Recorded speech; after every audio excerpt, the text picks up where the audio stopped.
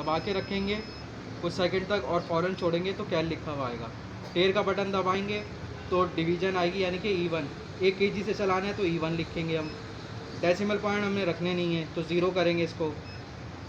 ये कैपेसिटी आ गई F2500, 2.5 ton पे हमने इसको सेव करना है तो ये 2.5 kg लिखा हुआ आ रहा है 2.5 टन, तो हमने इसको 0 के बटन से सेव कर दिया। नो लोड लिखा हुआ आ रहा है, फिर हमने सेव करा।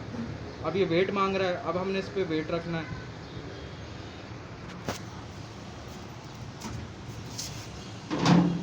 हमने इस पर वेट रखा 20 kg और फिर हमने टेयर का बटन दबा दिया। ये रीड करेगा और इसने ये सेव कर दिया।